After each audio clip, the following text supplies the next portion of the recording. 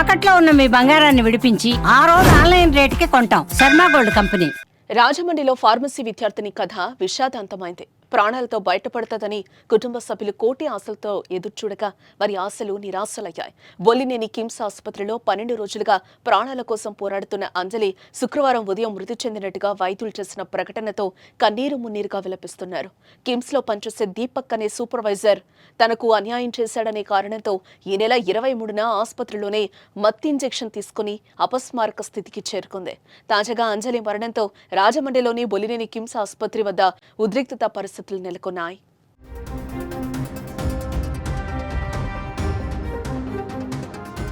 ఏలూరు జిల్లా జీలుగుమిల్లి మండలానికి చెందిన అంజలి బి ఫార్మసీ ఫైనల్ ఇయర్ చదువుతోంది.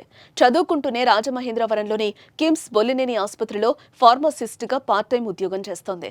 ఆసుపత్రిలో ఏజీఎంగా పనిచేసే దీపక్ అనే ఉద్యోగి ఆమెతో పరిచయం పెంచుకున్నాడు. ప్రేమ పేరుతో వెంటపడి పెళ్లి చేసుకుంటారని నమ్మించి దగ్గరయ్యాడు. కానీ పెళ్లికి మాత్రం నిరాకరించాడు. దీంతో అంజలి తీవ్ర మనస్తాపం చెంది కఠిన నిర్ణయం తీసుకుంది.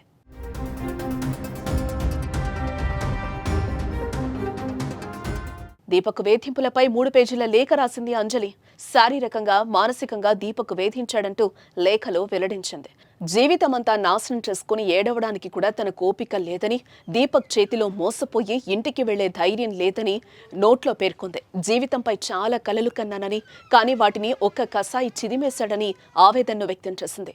ఒక ఫంక్షన్కు చీర కట్టుకుని వెళ్లడమే తాను చేసిన పాపమని, ఒక మోసగాడి కన్ను నాపై పడిందని రాసుకొచ్చింది. అమ్మా నాన్న క్షమించండి, తనకు వేరే దారి లేకే చనిపోతున్నా, తీరని శోకాన్ని మిగిల్చి వెళ్తున్నానని పేర్కొంది. అంజలికి న్యాయం చెయ్యాలంటూ ఆమె కుటుంబ సభ్యులు, తోటి విద్యార్థులు ఆందోళనకు దిగారు. అంజలి ఆత్మహత్య యత్నానికి కారణమైన వారిపై చట్ట ప్రకారం చర్యలు తీసుకుని కఠినంగా శిక్షించాలని డిమాండ్ చేశారు. ఇప్పటికే దీపక్ ను పోలీసులు అరెస్టు చేసి రిమాండ్కు తరలించారు. ఇది ఏంటంటే ఒక సమాజంలో సిగ్గుపడాల్సింది. ఎందుకంటే మేము ఈ 11 రోజుల నుంచి అమ్మాయి పడిన డైలీ వెళ్ళి చూసేవాళ్ళం.